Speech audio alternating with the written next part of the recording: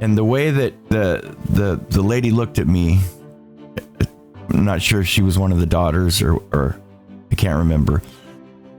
But the way that she looked at me was not nice at all. It was very, very, very angry. And not just angry, but it was, I want to hurt you. A former head of the terror group Hamas designating Friday, October 13th, the day of Jihad. A lot of the most outspoken against, well, that community, against Americans and against Israel. Yemenis also dominate the convenience store business in Brooklyn and Detroit, and they own the majority of liquor stores in Oakland, California, said Adib Mozib.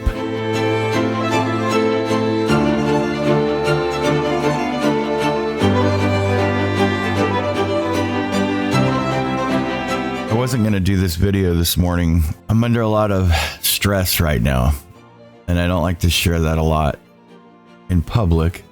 But I am, Andrea's surgery was postponed. Well, I mean, not postponed. She doesn't even know when it's going to happen. It was scheduled for 8 o'clock this morning. And now she is, it's a waiting game. She doesn't know what's going on. I paused this recording for a second and went and talked to her. And she said that the nurse just came in and they finally put the order in for the surgery. Now, I think everywhere in the United States, everyone says our hospital is horrible. Some people say our hospital is great. I think that's a normal thing. It's a normal thing to do. I hear a lot of people talk about their hospitals in their towns. And they say that theirs is either really horrible and that they go to a neighboring town's hospital, or theirs is great. Either way, they're all just, I think, overworked, understaffed, maybe even underpaid now. There was a time where doctors were revered as being one of the top paying positions in the United States. When you were a doctor, you made it. Even, I don't know, the last 100 years, doctors were wealthy. Now they can barely pay their mortgage. Talk to a doctor, just a family practitioner. Talk to them. The surgeons make a little bit more. But that's why a lot of people in medicine are going into plastic surgery and some of the perky, quirky kinds of medicines. Okay. I was inspired. I felt moved to do this video today, even though I know it's the Sabbath and maybe this subject matter isn't the Sabbath, but it's related. It's all related, brothers and sisters. I'm concerned about you and I'm concerned about me as Americans. Now, let me go back a little bit. This last video, I was talking about the IDF and I got Mossad. I didn't know Mossad was, I thought the guys in the water were Mossad and then I thought the IDF was Mossad. I got that wrong. So that's embarrassing. That's embarrassing. I knew about the IDF for many years. I've known about the IDF for many years, but I didn't know much about Mossad. And I thought Mossad was a nickname for the IDF, but that's not the case. Mossad is actually the special force. That's like their CIA. That's like their covert guys, and yeah, like our CIA and FBI and all that mixed together. But you live and learn, right? Brothers and sisters, you live and learn. Now, with this, I'm sorry, I've got a lot on my mind, but one of the things I have in my mind is yesterday morning and 5 days ago, I started noticing something that you guys might be noticing too. I know that 90% of you are from Utah, and the other I don't know, like a certain percentage are from Idaho. Most of the people that listen to this program and watch it are from Idaho and Utah and other places, California too, and all over the world. I've got people that listen and watch the program from Australia, from Britain, from even parts of China, believe it or not. Yep, parts of China, and all over. So I'd like to begin here with what I'm actually getting into right now. Yesterday morning, I go to the store. And this isn't where it began, where my concern started happening. It was after October 7th, after this invasion. And I don't know, there could be a lot more involved in this war than we can imagine. I'm not saying, just because I had that video yesterday about the IDF, doesn't mean that I don't think that there are some crooked backroom deals going on that might have created this war. There could very well have been some moles that left open the gate. When I say left open the gate, I don't know how it's technologically all how that wall or fence that keeps out the bad guys from Israel is I don't know how it functions. So when I say left the gate open, I mean that figuratively. But we don't know. There could have been some people paid off to do that. I don't know. Okay. So I had to delete 2 people's comments that were very rude and went on, or I had some moderators do it, that went on with me about me saying that how dare I prop up the Israelis and the IDF as being the good guys when I'm misleading people. Brothers and sisters, I'm not saying that Israel is 100% right and these guys are 100% evil. Yes, there are complexities, there are nuances. There's that word nuance again. There are a lot of things. There are layers. There are layers. People like to use the word layers a lot today too. But there are layers that we don't understand, and I know that. Okay, I know that. But overall, when you see Ted Bundy or Charles Manson do evil things, you don't get into the complexities of their life.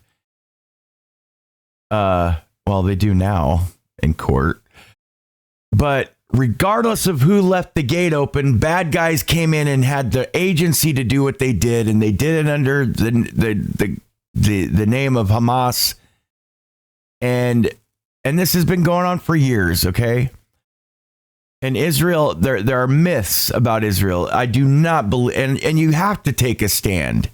You have to stand somewhere. And I'm standing on the side of Israel, okay? Regardless of the politicians that made this happen, if they did. If they did. I don't know. You don't know either. Evil is evil and good is good. That's like blaming the drug dealers for the drug addicts' decisions. Regardless, the drug dealers have to take responsibility for what they did, and the drug user has to take responsibility for what they did. But they're separate things, and we're all going to be judged by our Heavenly Father, Jesus Christ, individually. So now, I digress. The other day, I go to the pharmacy to pick up Andrew's medicine. And God bless Arab Americans, and I love them, and I have friends because I delivered gas for many years to the Yemenis people, and I'm going to talk particularly about Yemen. Okay? But the other day, I go pick up medicine, and these Yemenis people work at the pharmacy. And normally they're really nice people and really hospitable to me. And I made this trip 3 times to the pharmacy. Now, this time they weren't so much. And the way that the lady looked at me, not sure if she was one of the daughters or I can't remember. But the way that she looked to me was not nice at all. It was very, very, very angry. And not just angry, but it was, I want to hurt you. I'm not exaggerating. And I left uneasy. And this was at a Rite Aid. And I know these people, I know of them that work there. I don't know them, but normally they're really nice. I came back again a couple of days later and I got the same kind of treatment. I mean, it wasn't blatant. It wasn't like something that you can complain about, but then you know that this is strange. This is strange.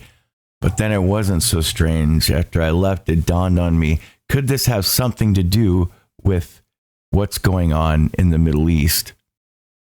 Brothers and sisters, there are many, many people that live here in America that are not only Arabic, and some are not. Not all Muslims are Arabs either. And there's a big Palestinian and Yemenis. And, well, let me show you. Okay, let me show you.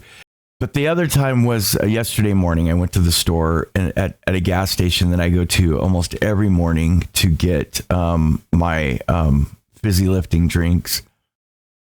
And the guy there is usually pretty nice. A completely different demeanor toward me.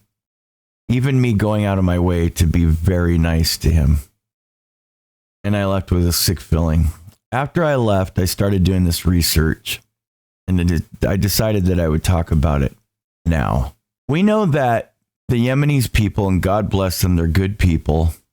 And I don't have to say that 50 million times. So if you come in the middle of this video, and you're like, how dare you speak about these great people? I know some of them. They work with my brother, or I deliver gas to them, or I deliver stuff from Hostess to them, or whatever. I'm a vendor, or I do business with them. I did too for many years, and they're good people, and I love them, and they're very friendly.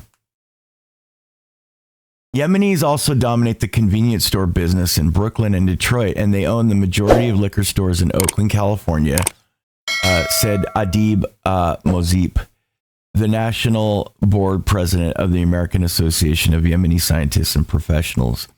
California, most of our convenience stores are either people from Punjab, they are Sikhs, they are not Arabs. A lot of the Sikhs that say Sat Sri Akal and they have the a bracelet around their arms, they are not from Yemen. They are not Arabic. And they are they're from Punjab, and that's part of India. But they also own some of the convenience stores, and a lot are from Yemen. And I think in Utah and Idaho, you have a lot too. In Yemen right now, they are anti-Israel. Okay. They've had their own civil unrests there and wars going on, right? However, they have raised the Yemeni and Palestinian flags while expressing strong disapproval of Israel's bombardment of Gaza. Despite their internal differences, the conflict in Gaza has inspired a shared position of unity and support among Yemenis. The Houthi threat to strike Israel is not a novel development, as they have issued similar warnings in the past. In 2020, a Houthi official said that long-range missiles fired at Saudi Arabian oil facilities could also be used against Israel. Saudi Arabia in the past has been friends with Israel. That's why a lot of the Arab nations do not like Saudi Arabia. The reaction to what happened in Israel has showed us a disturbing window into how widespread Jew hatred and evil is. It's been a massive wake-up call for some people. I mean, college students, elites that are cheering it on, that are saying it's terrific what happened. Mm-hmm. And the butchery, the savagery. And I mean, it's not hard to understand how the Holocaust happened. And Charlie, can I ask you a question, bro? Like the squad, because we saw reports. Somebody from I'm guessing it was Fox. They were going up to what's her name? Not Ilhan Omar. Who's the other one? Rashida Tlaib. Rashida Tlaib, Right and there. they're just asking her, Pat, and if it's okay, we'll show it. They're just asking her, are you cool with children getting beheaded? I get that you're from Palestine, and I understand that you have the flag. Somebody asked a question. She was born in America. Play the the clip. clip. She's born in America, but that's... And some of them were beheaded right in front of their parents, and then their parents were killed after the parents had to watch their babies beheaded. So that's what, and then she has a Palestinian flag outside of her office. So Hillary's asking her about, do you condone what's happening? Watch. Terrorists have cut off babies' heads and burned children alive. Do you support Israel's rights to defend themselves against this brutality? Her handler's in front. You can't comment about Hamas terrorists chopping off babies' heads. Do you condone what Hamas has done, chopping off babies' heads, burning children alive, raping women in the street? Look at that. She doesn't give a shit. Oh, of course she doesn't care. Why would she? She doesn't care. She follows her all the way to the elevator. I would have gone in with her. Being chopped off? Look. Well, what is he gonna do? Like, well, who is this guy? Get out of here, bro. Congressman, why do you have a Palestinian flag outside your office if you do not condone what Hamas terrorists have done to Israel? Yeah. Because think about this, because Adam, two things can exist. Two things can exist in the same time, right, guys? You can denounce what Hamas is doing to the innocent lives, and at the same time still say my heart goes out to the Palestinians and the children that are going to be affected. Yes, I mean it's a typical political answer. Terrible what happened. Please leave me alone. You know, let's let tension simmer. But she's silent. You know why?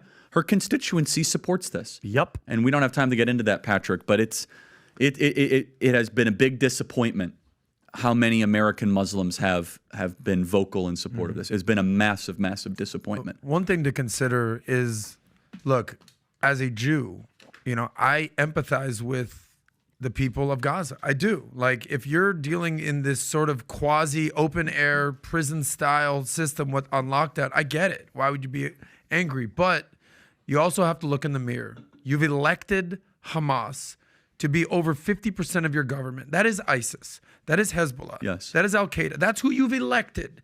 Now, for the other half that did not elect them, I empathize with you. But here's the next question.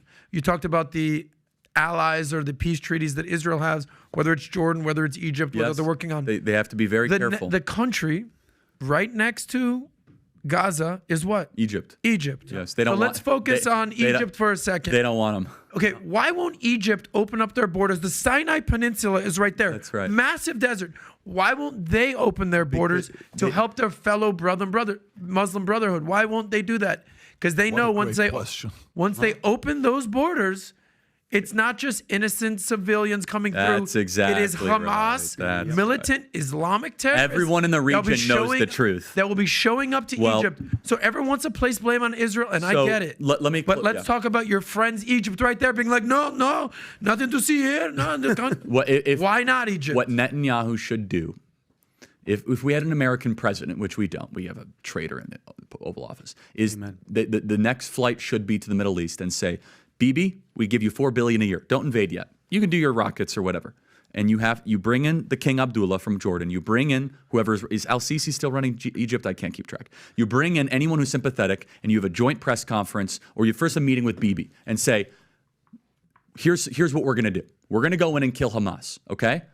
And you let the Arab leaders talk. Deep down, the Arab leaders actually hate Hamas. Like, they really do. They know it's aligned with Iran. Yes. You got to get these guys in a room. You got to have some sort of an agreement, some sort of, because here, the problem is, again, overreaction. It's just going to take one of these actors. All it takes is for Egypt to say our neutrality is gone. Woof. Man, that would be a disaster. It would be a disaster for the world. But that's where American leadership can come in, right? Mm-hmm. Trump would do that immediately. He did the Abraham Accords. Joe Biden has everyone at war. Donald Trump had peace with Israel, Saudi Arabia, the UAE. He had flights going from the UAE to Israel. Still does because of what Donald Trump did. And Joe Biden has babies being butchered in Israel. I want to point out that it is a myth, and I believe this wholeheartedly. It is a myth that there is apartheid in Israel. There's not. It is also a myth about Gaza. They elected their own people. They're not the most overpopulated place in the world. I watched this video by Alan Dershowitz. They can come and go as they please. There's a lot of what has happened to them. What's going on there is oppression by their own government, and their own government, Hamas, feeds them false propaganda about Israel. We have to distinguish, I think, between, Hamas, this militant group, and the people of Palestine, the people living in Gaza. What do you say about that in terms of, do you think that we are separating sufficiently the terrorists from the people who, frankly, are now being bombed? Well, we're trying to, but they're not. They're using the civilians, children and women, as human shields. If they were decent and legitimate, they would be telling the civilians to get out of Gaza City. Let's expose one other myth. You hear this all over television, all over the media, that Gaza is the most populated, concentrated area in the world. It's not even close. New York City, Manhattan is much more concentrated. Tel Aviv is more concentrated. The Gaza Strip is not nearly as concentrated. People can leave Gaza City and go to many, many places in the Gaza Strip. So don't be fooled by the myth that the Gaza Strip, is the most densely populated area in the world. It's a myth. It's a fraud. It's a phony. Look at the statistics. Why is that important? Because you think that's being used as a surrogate, that this is an open air prison of some sort? Is that why you think the concentration of population is something that's being over-indexed on? Yes, and this is clearly designed for political purposes. Gaza could have become Singapore. When Israel left Gaza in 2005, the enormous amount of money was poured into it. It could have become one of the nicest places in the Middle East, right on the Mediterranean Sea. Instead, it became a prison whose guards were Hamas. Hamas killed the members of the Palestinian Authority. Every Israeli civilian, every Israeli soldier left. And by the way, there weren't even safeguards for the first couple of years until Hamas took over from the Palestinians. Then, of course, Israel had to engage in self-defense. They didn't do enough. I think in the end, it turns out to have been a mistake to have abandoned the military occupation of Gaza. It was a good thing to have ended the civilian presence in Gaza, but Israel should have maintained a military presence that would have prevented Hamas from doing what it's doing now. Israel has been punished by its good deeds. It could have easily destroyed Hamas in the past years, in the past wars, but now that there are hostages, many Americans, many Brits, many from other countries, it's going to be much harder for Israel to do what it should have done several years ago. Israel is being punished because it has been a moral army and because it has taken such great efforts to prevent civilian casualties. Now it's stuck in a difficult position. So obviously this is an unfolding tragedy. A lot is happening and will happen in the days to come. Anything that you see as a pivot point or anything on your radar that you want to put on ours in terms of what you're watching for? Yes, I would like to see Israel and the United States take this as an opportunity to destroy Israel's nuclear reactor, because imagine the harm that Iran could do if it had a nuclear arsenal, a nuclear umbrella. This is a reckoning, a point of reckoning. And at this point, the world would understand the United States and Israel jointly destroying the Iranian nuclear reactors. Saudi Arabia would condemn it publicly, but applaud it privately, as would the other Emirate countries. This is the time to take decisive action against Iran. Nothing they do against Hezbollah or Hamas will deter future actions, because these future actions will be determined by Iran. Iran is the evildoer in this. They were the ones who pulled the strings. The puppets have to be punished, but the puppeteer has to be punished even more. Who are the Houthis? Supporters of God, and colloquially simply Houthis, is an Islamist political and armed organization that emerged from the Yemeni governorate of Sadr in the 1990s. The Houthi movement is a predominantly Zaidi Shia force. They're Shiites, I believe. They're not Sunnis, whose leadership is drawn largely from the Houthi tribe. The same with the Yemenis. I believe they are Shiites. They are not Sunni. Saudi Arabia are mainly Sunnis. Between 85 and 90% of approximately 21 million Saudi citizens are Sunni Muslims. Shia Muslims constitute 10 to 12% of the citizen population, and an estimated 25 to 30% of the eastern provinces population, which is interesting. So that's part of the reason. That's part of the reason that a lot of the anti-Israeli world, Arab world, is Shia or Shiite. So the Houthi movement is a predominantly Zaidi Shia force whose leadership is drawn largely from the Houthi tribe. The largest Middle Eastern groups in Dearborn, Michigan, where there's a big population, are 22, and they have been a lot of the most outspoken against, that community, against Americans and against Israel. 22,806 are Lebanese, followed by 14,513 who are Yemenis, and Iraqis, 4,988. An additional 9,488 in Dearborn identify as Arab. So 9,488 in Dearborn identify as Arab. The largest Asian American group in Dearborn is Indian Americans, who number 1,418. Now, the reason I'm concentrating on the Yemenis is because a lot of them are in California, and a lot of them own a lot of the convenience stores in America, and they have a big influence from the Arab. They are considered Arab, Afro-Arab. But the reason I'm focusing on the Yemenis, I guess mainly because some of the run-ins I've had have been with them in the recent past, and it has been just very chilling. Now let me go on. Dearborn is home to the largest Muslim population in the United States per capita, as well as the largest mosque in North America. How many people from Yemen live in the United States? 200,000 Yemeni diaspora. United States, 200,000. United Arab Emirates, 100,000. United Kingdom, 80,000. Not only have Yemeni leaders voiced their unequivocal condemnation of Israel, but citizens from territory held by both sides have taken to the streets in substantial numbers.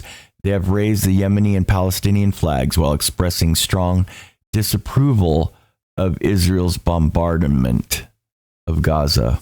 So Hamas has been declaring global jihad even before this guy came out with this, and I knew that.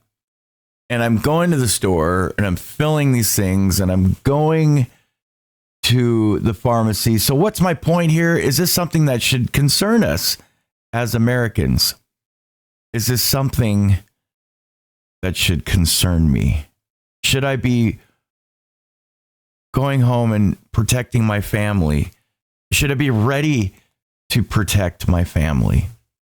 And this could be thrown off of YouTube. So then there was this right here. Former Hamas leader calls Friday Day of Jihad, calls on Muslims to take to the streets. Yeah. And this was before I went to the convenience store, to my favorite convenience store, where the guy is usually pretty friendly. And it's the son of the owner, actually. Let's watch this. A former head of the terror group Hamas designating Friday, October 13th, the Day of Jihad, calling on Muslims to take to the streets and deliver a message of anger.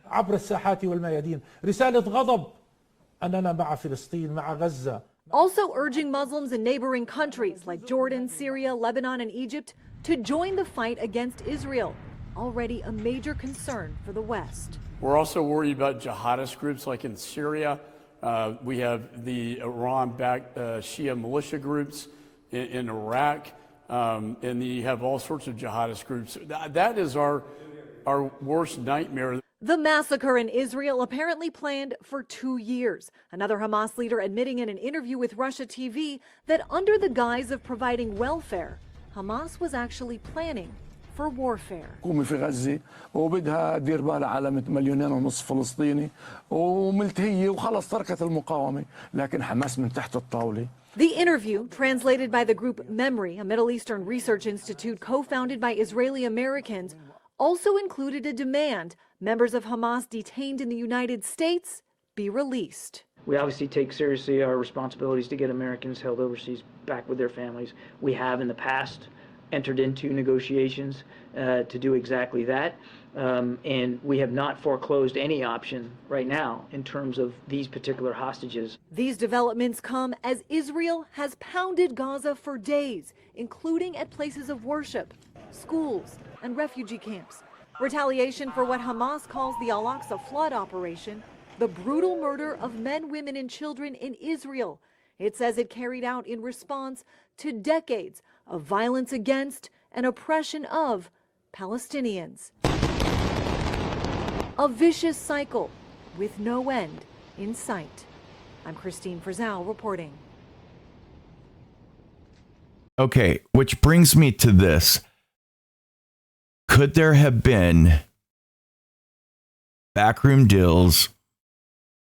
You know, there's an old saying that goes around now that came from conspiracy theories that every war, every great, huge war in the past and little ones were created by bankers to make money, the military industrial complex. And now we have the pharmaceutical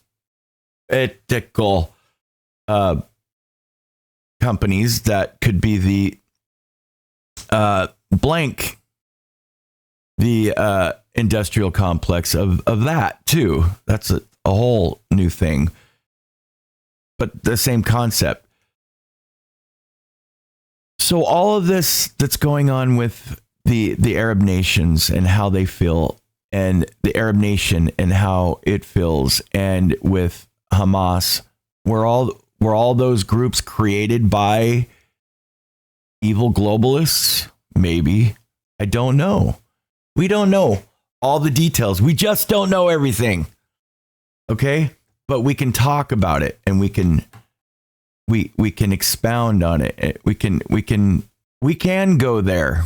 We are allowed to go there and talk about it and entertain some of the thoughts and feelings on those subjects, but we don't have all the answers. Probably never will. I don't care how much of an expert you are on globalism. I don't care how much of an expert you are on Islamic extremist terrorism. You are never going to fully understand every single detail that has created what we are seeing now before us.